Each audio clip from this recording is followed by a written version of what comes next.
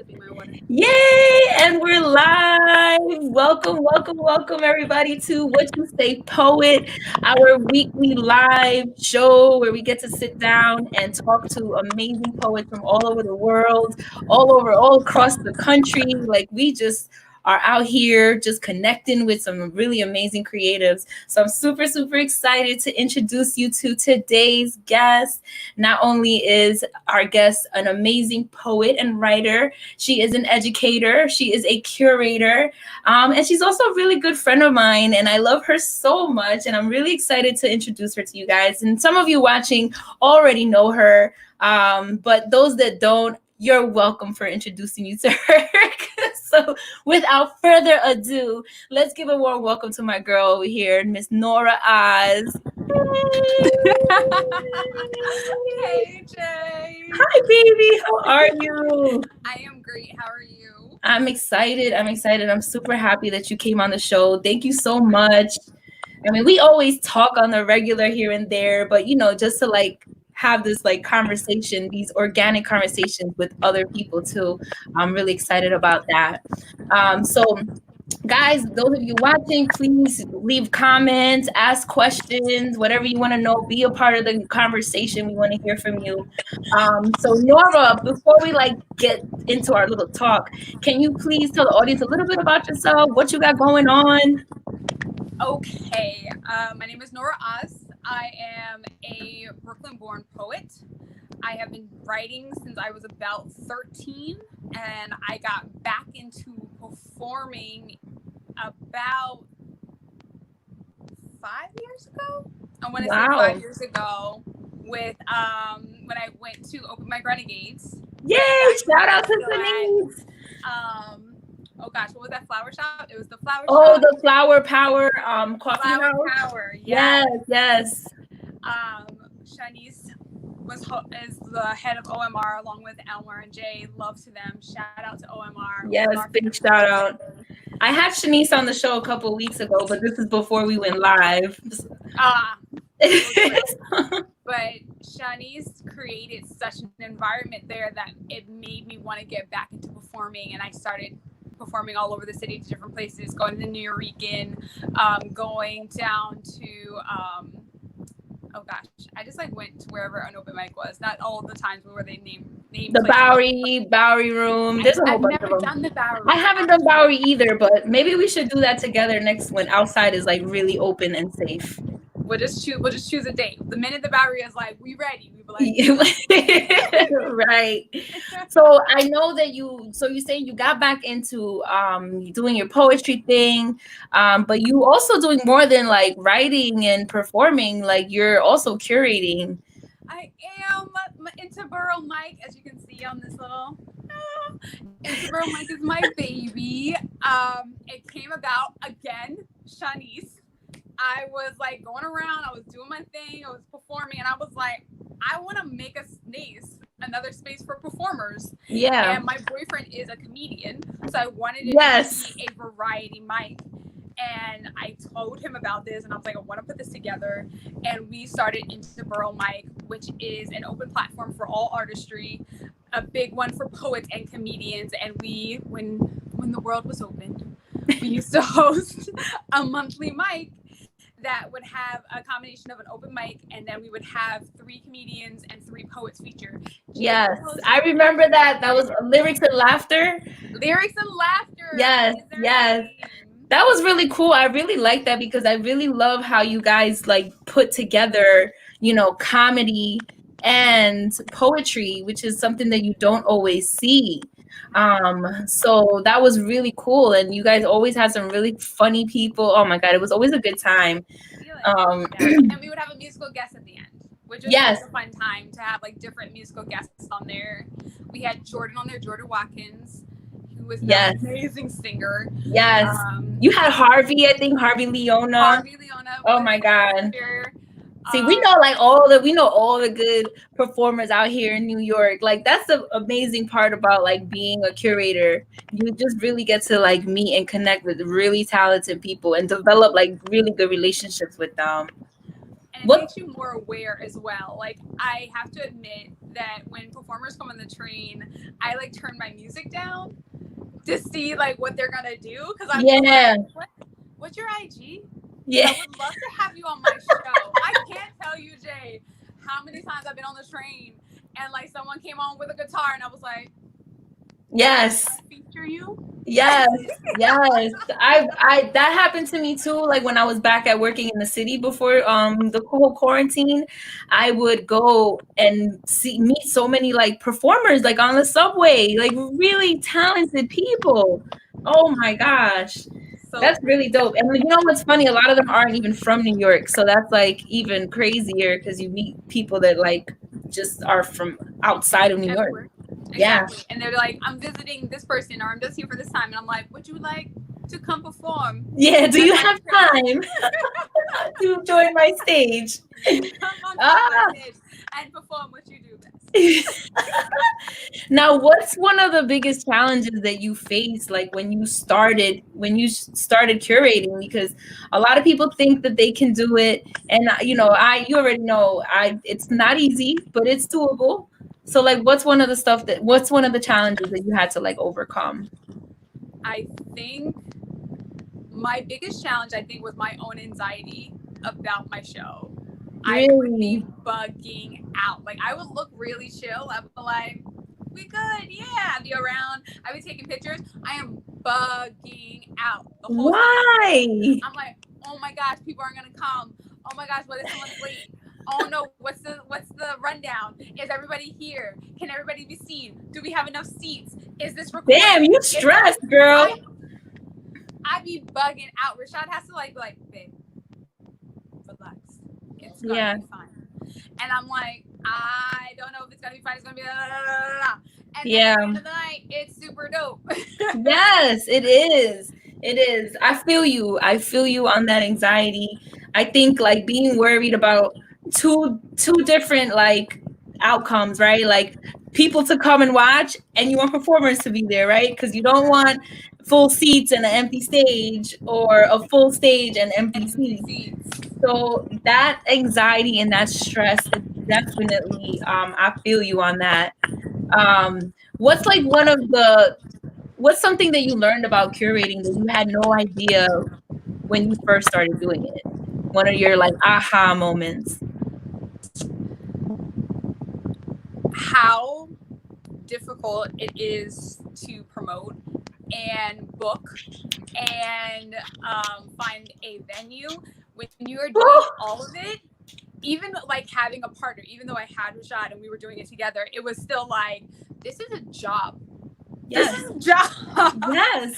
Yes. Like, scheduling, even when I try to use like apps to help me, like the Later app where you can schedule the post or promote different things. Yeah. Even that was a job to set up, because I tried to connect it, then it didn't connect correctly, and now I'm on my computer trying to figure it out for like 3 hours. Yes. And then I just went through that too, and I found a new tool that I'm playing around with it. I'm going to see how it works, but you have these tools that will help you schedule your posts and stuff like that, but then you also got to make time to schedule the post.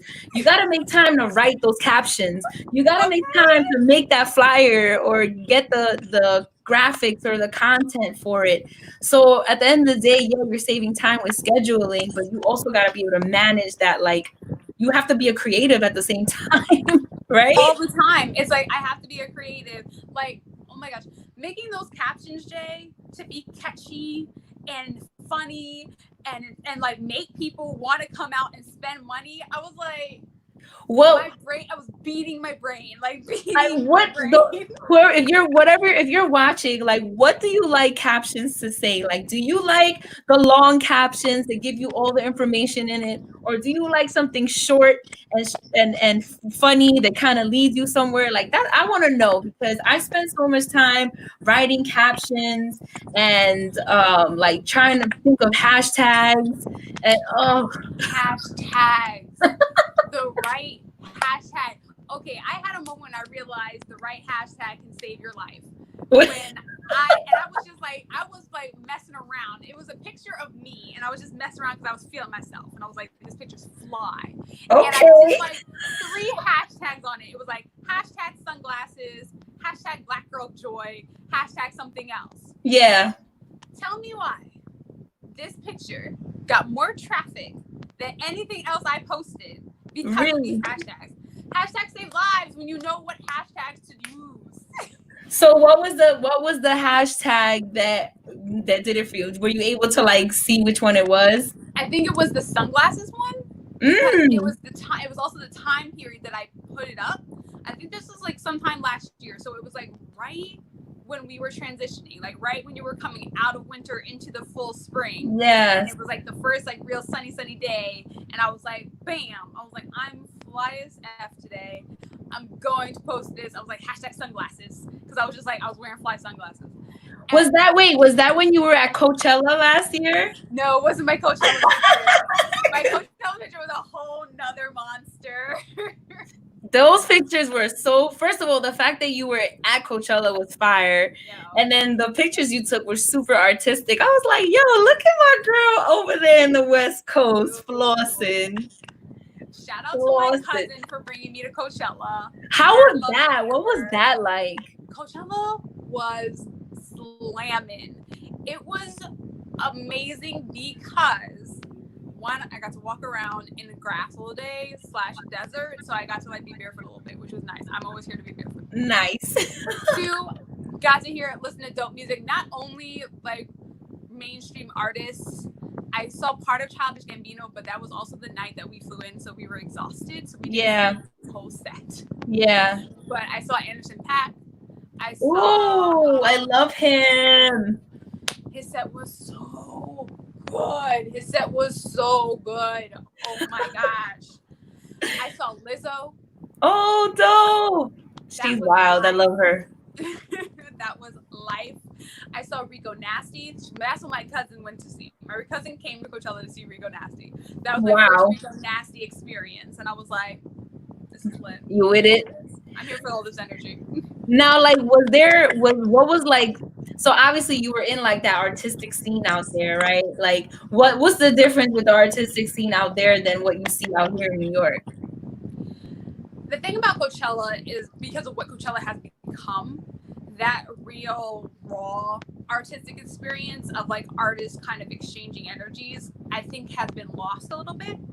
It's turned into like a fad, it's turned into a trend. Yeah, it's like trendy. Yeah, it's real trendy now. I wish I had gone to Coachella like 5 years ago, 6 years ago, when it was still very new. Like underground. Right. I think you would have gotten more of that energy, more of that creative energy, more of that exchange. But it was still inspiring when you went to like the smaller tents and saw more independent artists. Like there was a Japanese band there that was playing like country-esque music. What? That's pretty cool. I was like, I don't know what this is about, but I'm feeling it. I was like, okay, I see y'all. Okay. And they're just on there with their acoustic guitar, and somebody I think was playing a banjo. What? That's pretty cool. And I was like, I live for shit like that. And that's what's also at Coachella still. So there's still these independent artists from all over the world. Yeah. The opportunity to have this giant stage, because even though it wasn't the main stage, there was a concert in there. There was 50, 75 people in there, and it was also air conditioned in there. Oh, I like that. I like that. I went into I'm there for that. I stayed for the music. So I want to dig into this part of your life that I only know a little bit about, but I do have my own lot of experiences with it. So, I want to talk about this Greek life that you live, with your, I know you're part of a sorority.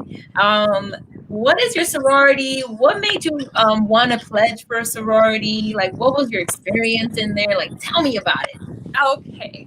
I am a proud member of Zeta Phi Beta Sorority Incorporated, Kappa Epsilon Zeta chapter in the Bronx. Yes. I wanted to join a sorority for that working together in a group for something greater, for making a change in a community, and having people who are like-minded, who are making moves, who are reaching for that greater step. Yeah. Together, and it being even stronger because it was a group of Black women doing it, and that's what brought me to sororities. Okay. What brought me to Zeta was that true sense of sisterhood. Every member of Zeta Phi Beta that I met when I was first interested in the sorority, they were all chill. They were all so welcoming. They were all like, "What's up, girl?" Like, we had legitimate conversations where they actually tried to get to know me and gave me an opportunity to get to know them. Yeah. And I felt like I fit. That's really what brought me to Zeta. And then some of the organizations that Zeta was a part of, like the Lupus Foundation, like March of Dimes, were very interested in me because I have lupus. And yes. When I first got interested in Zeta, I was going to Penn State University, and that chapter of Zeta was a really big supporter of the Lupus Foundation. Yeah. So that really? Yeah. So that brought me there. And then when I started looking at the Bronx chapter, they're very adamant about being part of March of Dimes, about supporting pregnant women and families, getting educated about how to take care of themselves, the resources available to them. It's amazing what they do, what our chapter does, and it made me want to be a part of it. I was like, I want to make a difference, and I appreciate how much they do. What are some of the things, one of the changes that you've been able, or influences that you've been able to provide to the community that you want to help?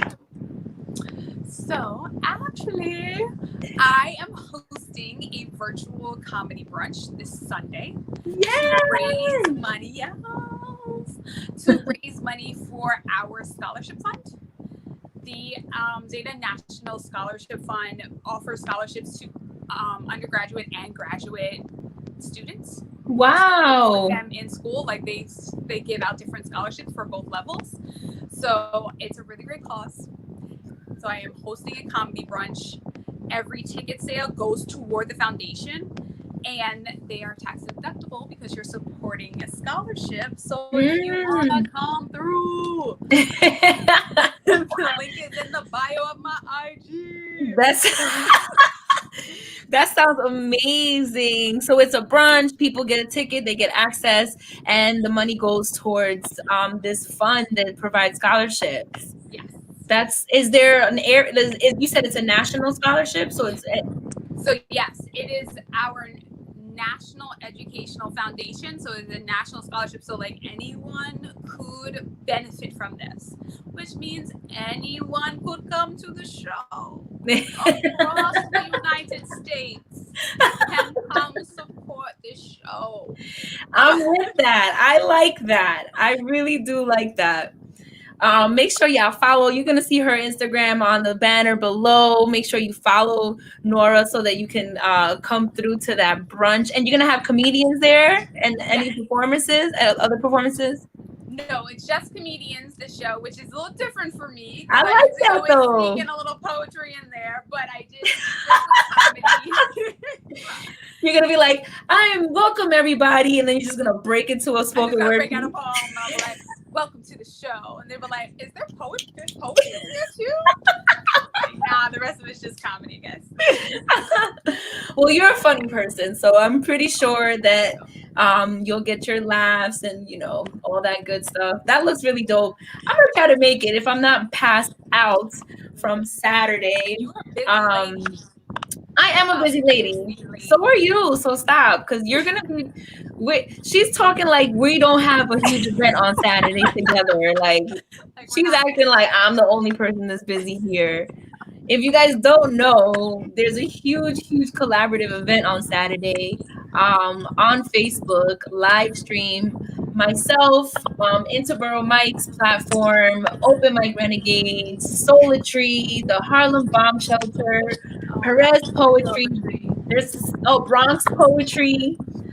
There's 7 of us, and we're all Omar. Yes, I said Omar.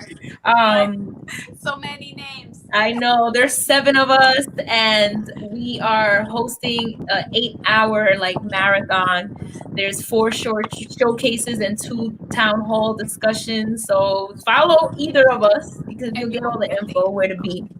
Oh, somebody says whoop whoop. Okay, okay. Thank you, Francis, for the love.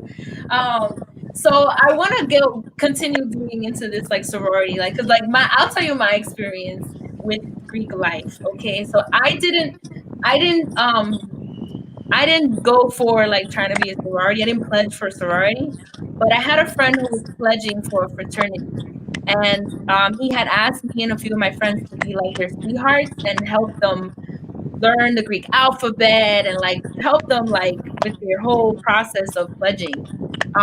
But as a sweetheart, you kind of are pledging also with them. So there's sisters and brothers that are incorporated with the fraternity. So I like low-key pledged, and a lot of people were telling me that you kind of do that. A lot of people do the sweetheart thing because they want to see what it's like before they decide if they want to pledge for a sorority. So I'm actually part of a fraternity called Sigma Phi Rho. So shout out to the Rho, and we're all called Rho Roses, which is actually really funny because I was a Rho Rose before I was J Rose, which is actually really the interesting. roses follow you. Yeah. Now it's kind of getting weird now, but anyway, but I got pledged, but I felt like it was like some parts of it was a little traumatic for me. Like, like I was like, wow, why are they making them do that? That's like really fucked up, or that looks really difficult. You know, like I had to learn the Greek alphabet forward and backwards. Like, so that was real. It was real. So like that whole process of like pledging, right, for a sorority or a fraternity, how were you able to get through that, where there were times where you were faced with like something that was really difficult, or like how did you get through pledging? Like how did you do that, girl? So I was ready to be like, fuck this. Zeta Phi Beta sorority no longer pledges. Like the pledge process as it once was or once known as is no longer.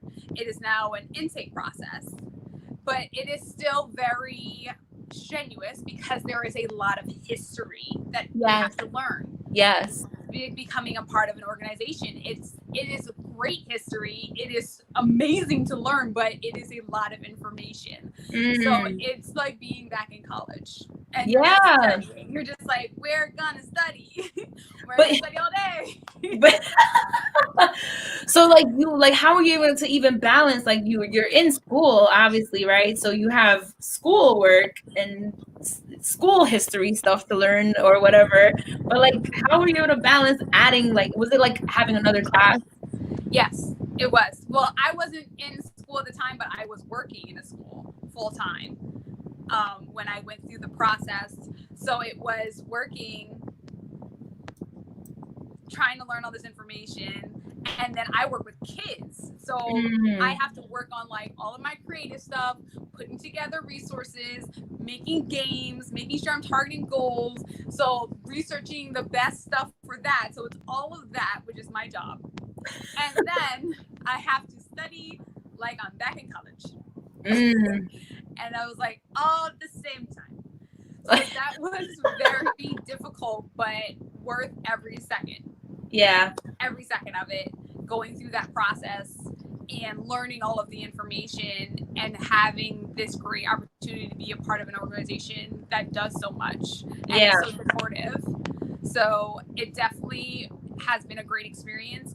It has definitely influenced the way that I present myself as well when I do my poetry, when I do anything on my page now. I am very much more aware of the way that I look, the way that I do things, because it really does make you more of a professional.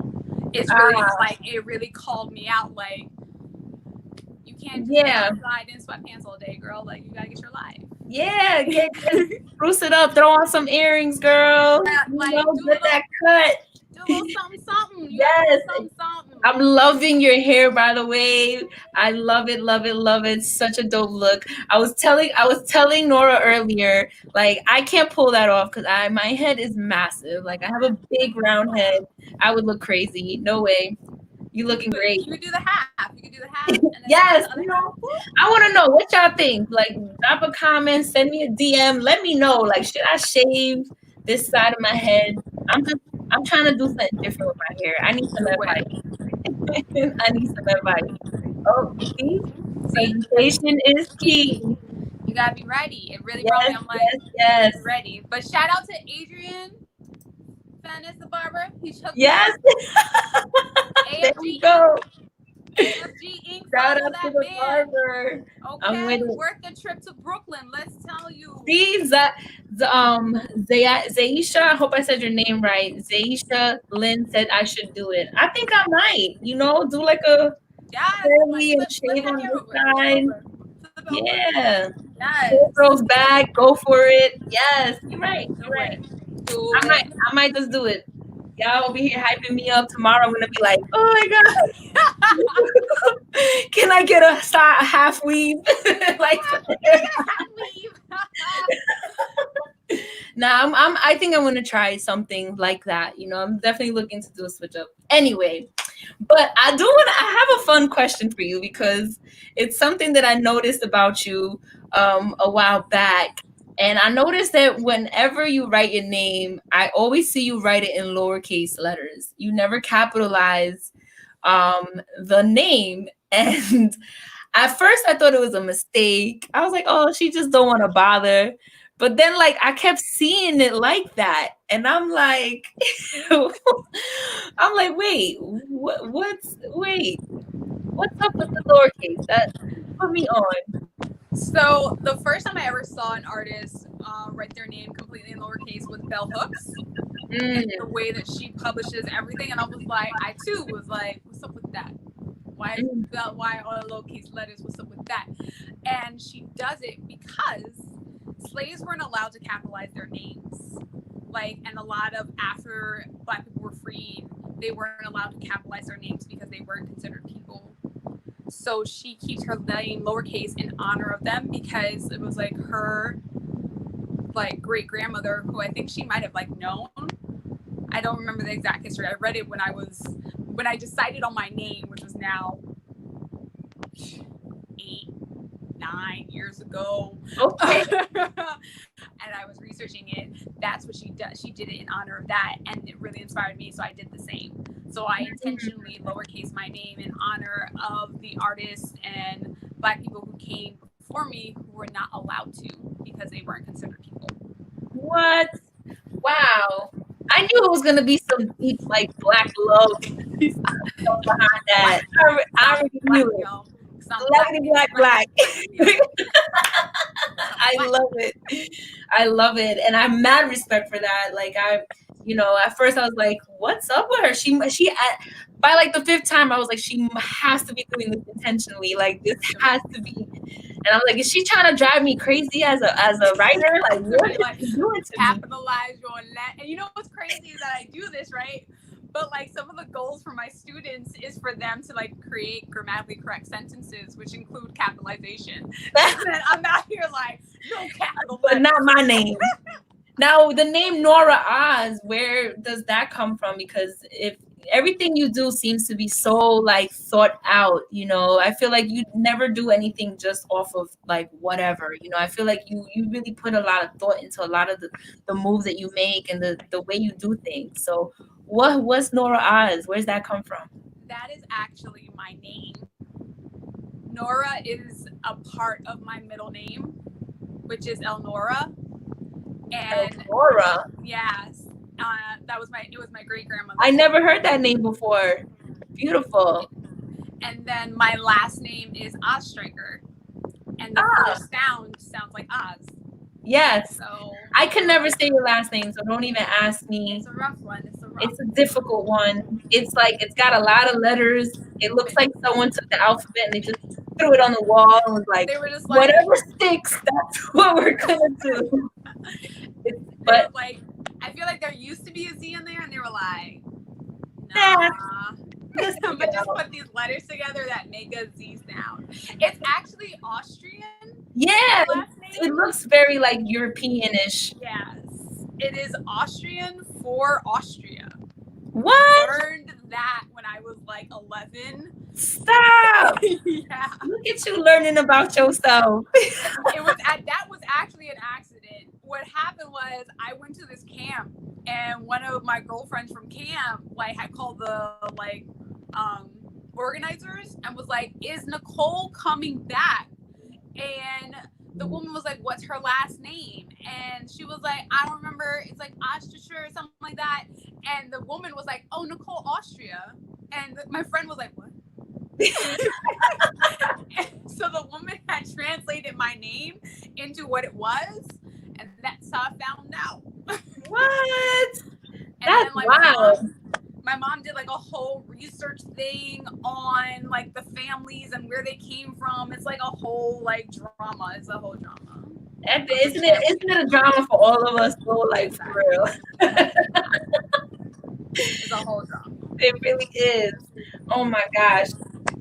Girl, what you sipping on over there? It's just water because it's so hot in my apartment. Ugh, I know, I hear the fan.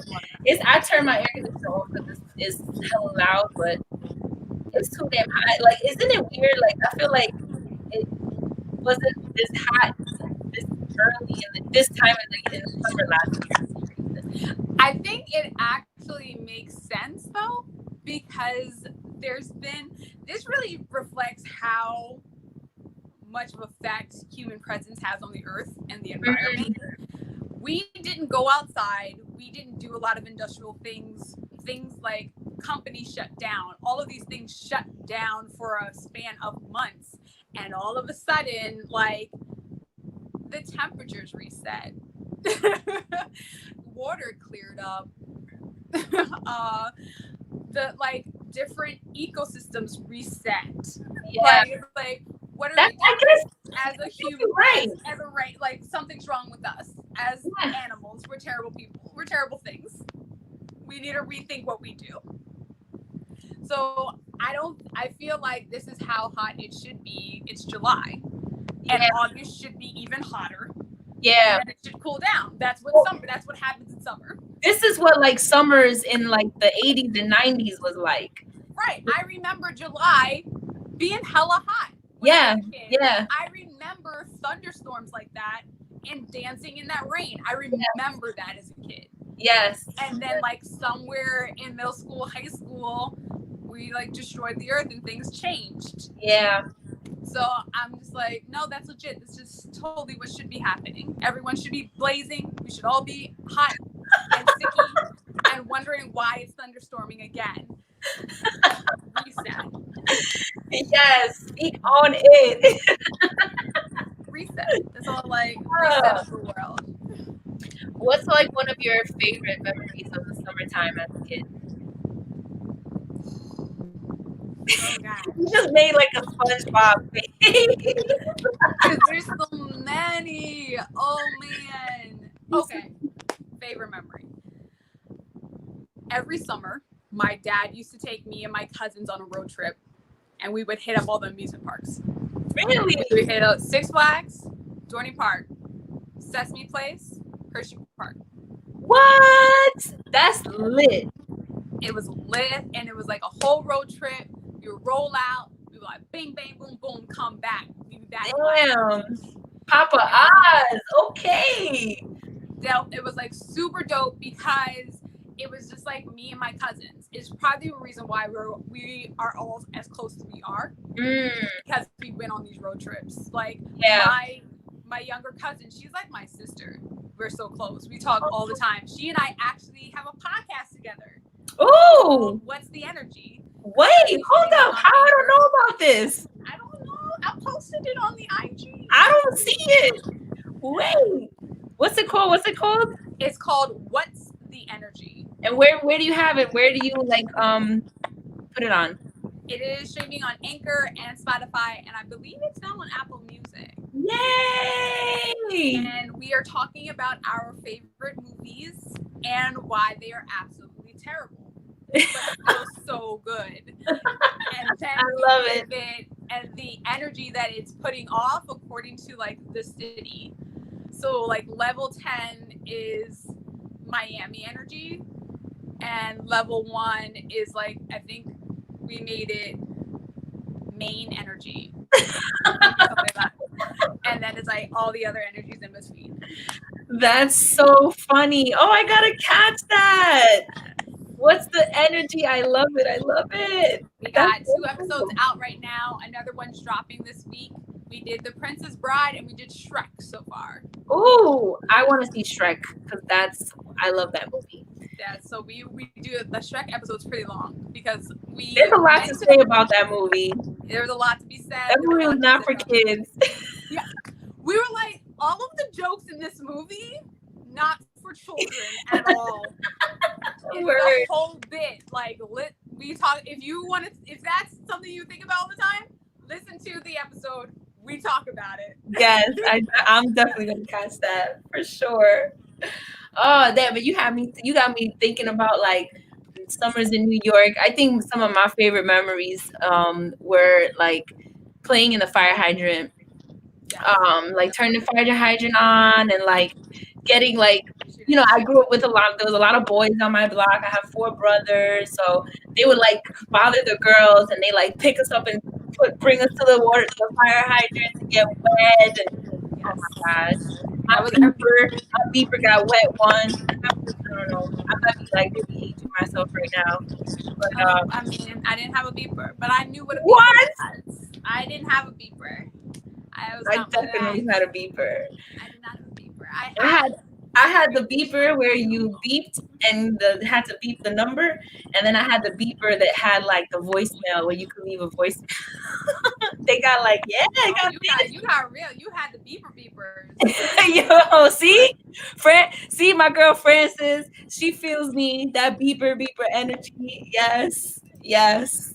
The beeper energy. I did not have this energy. I went from no form of communication except my house phone to a cell phone. And wow. My big bulky cell phone that looked like it was used by the army. And then I had my smaller one that I used to use to play Snake all the time. Yes. I remember that. I had the green one, and then I got the gold one. I thought it was fly as fuck. Oh, it was like, my phone is gold.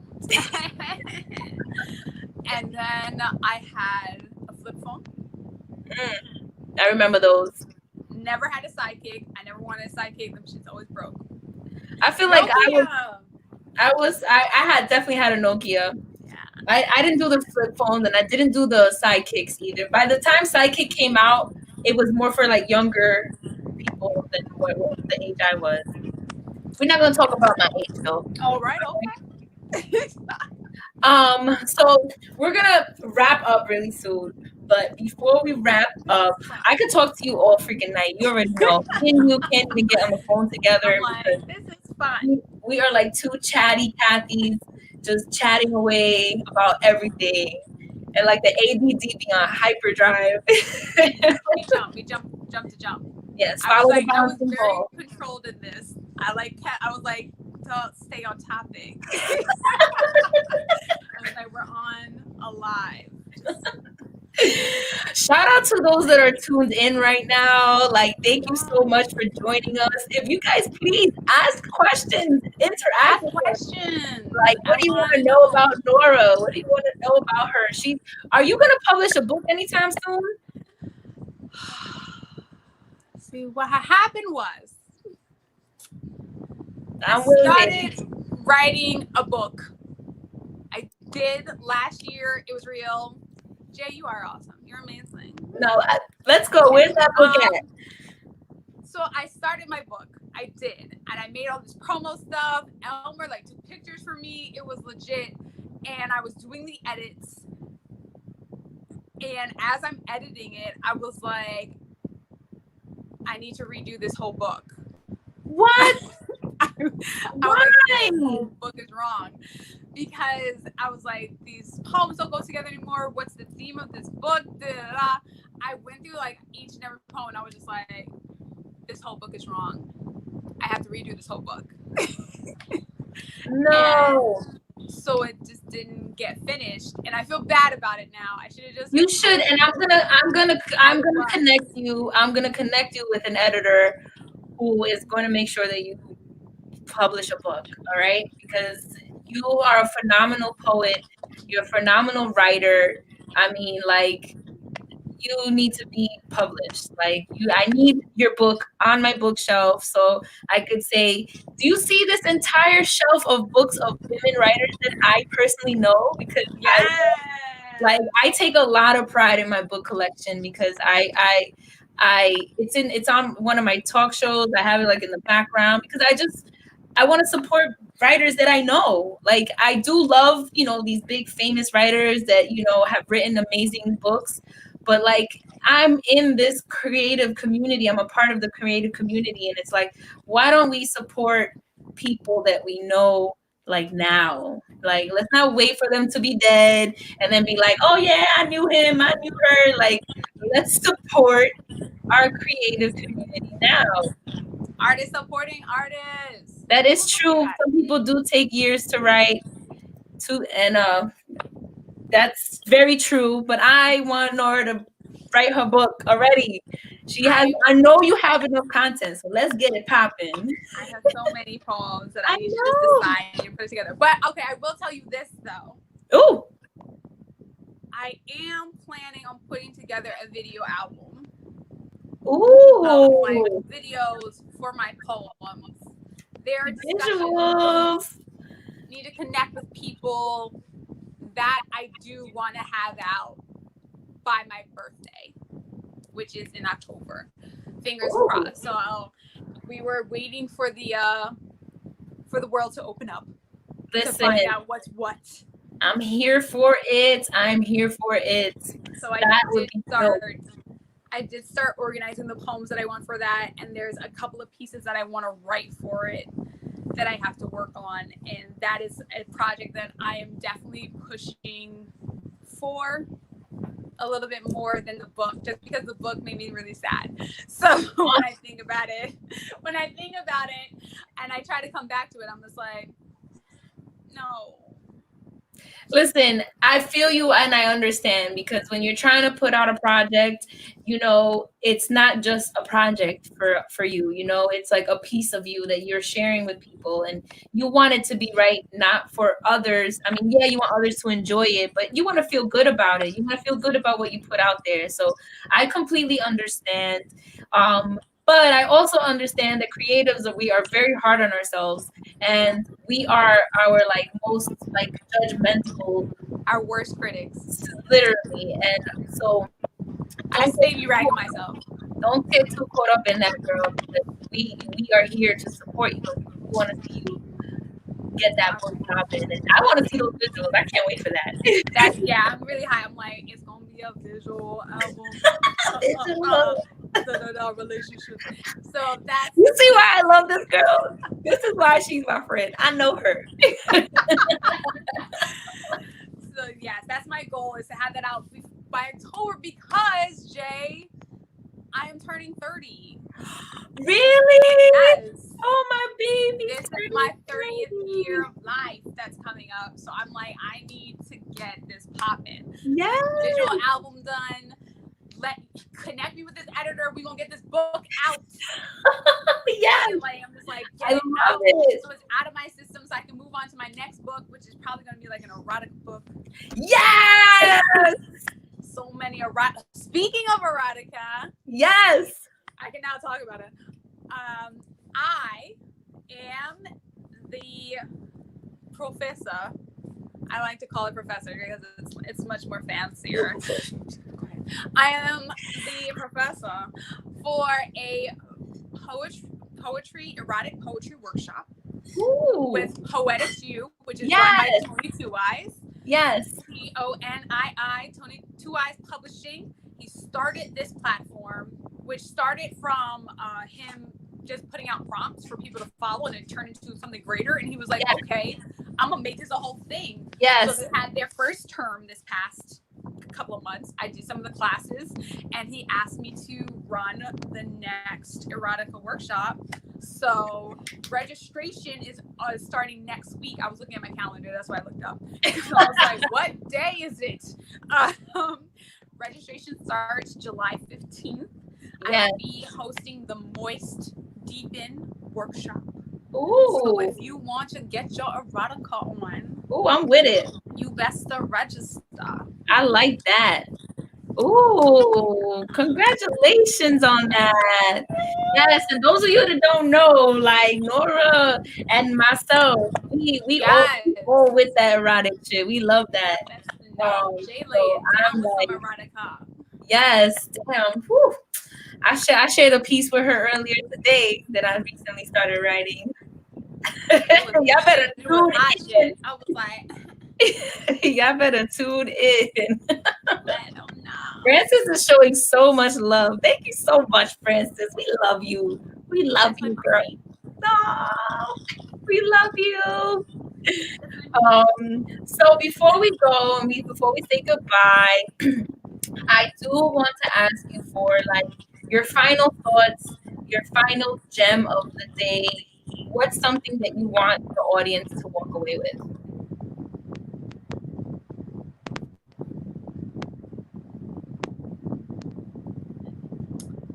Black lives matter. All Black lives matter. Black trans lives, Black alternative lives, Black mainstream lives, all Black lives matter. And we shouldn't be deemed as not people because we're Black. The importance of my name being lowercase is always important because we're always reminded that we're not enough. And it's good to be aware of the fact that we have come so far, but there's still a long way to go. And to remember that not so long ago, we weren't considered people, and those thoughts are still very prominent. Yes. Yes. Say it loud, girl. Say it loud. I'm Black and I'm proud. Black, y'all. Some Black, y'all. Some yes. Black, y'all. Yes. You heard it from Nora, and I know you've been hearing it from a whole bunch of other people, but it's all facts. Black lives do matter. All Black lives matter, and it's not all lives matter, because when you say that, you're silencing the voices that are saying that Black lives matter, because duh, all lives obviously matter, but we're talking about Black lives right now. And it's been an issue for way too long, and I'm very happy that I feel like the younger generation is actually going to be the change that we're setting up for them. You know, I've said it in other conversations where like those riots and all that fighting and all the civil rights movement from the 60s, like that paved ways for us, right? It gave us something to work with, and now we're taking that and we're amplifying that. So now when we pass the torch on to the younger generation, they're going to be the actual change. Like we're just creating the steps, and we're setting the tone for them. Like they're going to take this and they're going to run with it. And I'm really looking forward to that. And I feel like we're going to see that change in our lifetime. Yes.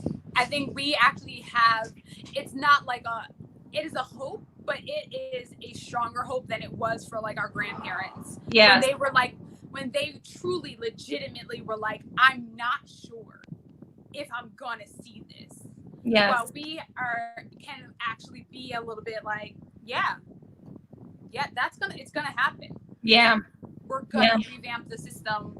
There's gonna be a shift in the control of politics because we are setting it up for these younger generations to understand the importance of politics, understanding the importance of knowing your government, the parts of your government, how you can influence it, how you can be a part of it, even as a younger person. It is really important to have those conversations, and there are a lot more platforms that make the message accessible to these younger generations through YouTube videos. And even like some of the TikTok things.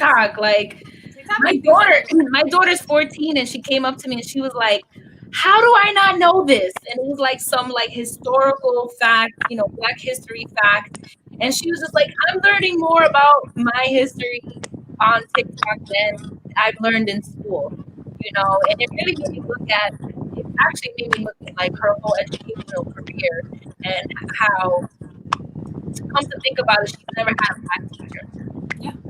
Even her Spanish teacher is a white woman. It sounds like a white woman talking Spanish. It's not even like a real Latina. So I'm like, I need to make some changes here. Thank God my daughter's super like aware and for she's all about her Black pride and all of that. But yeah, well, you already know she's the one that she wanted me to go to protest with me, and I took her, and she had a great time, and she felt so empowered, and I thought that was beautiful. But yeah, we definitely are setting it up for them. I'm really looking forward to that change. I know that I'm going to see it in my lifetime. Laura, I love you. I love you. Thank you so much for hanging out with me today and chopping it up. I know you're a busy woman. Thank you for having me. Before we go, please tell the audience where they can find you. You can find me on IG at NoraOz_Queen. You can also follow my artist platform at Interborough Mike. They're both spelled right there. They're on the screen. And you may follow them both and learn all the great things that we're doing. If you love to support scholarship and help all scholars, no matter their age, you should come through on Sunday. The link to the Eventbrite is in my bio at Nora Oz. Check the nails. They looking good. Quarantine must be over. It's that press on. But yes, if you would like to support scholarship and scholars of all ages, please come through to the Zeta's Laugh Comedy Brunch on Sunday. And if you would love to support all artistry, come through to our Facebook Live on Saturday. Did I say Saturday twice? It is. You kind of like Sister Saturday. Saturday. Saturday. Come through, support some artistry on our Facebook Live for the Real UN. It's gonna be lit. Yes. And then chill out at a brunch in your home where it's safe on Sunday and support some scholars. Yes. Support those children. Support them. They want to go to school. Let's give them the resources. School isn't for everybody, but for who it's for, let's make it happen for them. For them. Let's do it. Also, shout out to everything I'm wearing right now because it's all designed by Black people. I love it. Those earrings are fire. Leather candy accessories. So fly, no lie. Her earrings.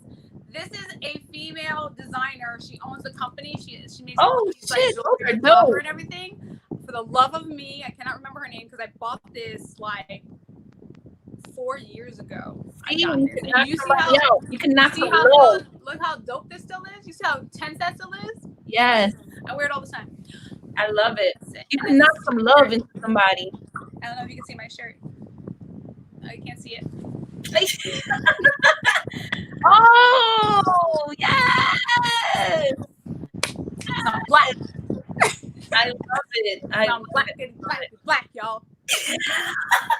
Make sure you tag these people on Facebook when the broadcast is over. I will find all the names and I'm like, yes. Tag them. Thanks, guys, for tuning in. We appreciate y'all.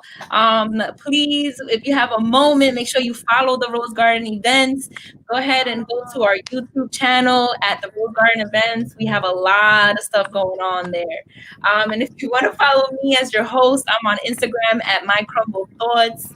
Just look for me, J Rose. You can't miss me. I'm there. I'm all over the internet. She's everywhere. She on the TikTok. She's on IG, she's on FB, she's on everything. Yes, thanks for tuning in. We are back every Thursday, 8 p.m. live with a different poet every week. I want to just give you thank you again, Nora, for coming by It's always a pleasure talking with you. And that's about it, guys. Like I always say, keep going. Peace.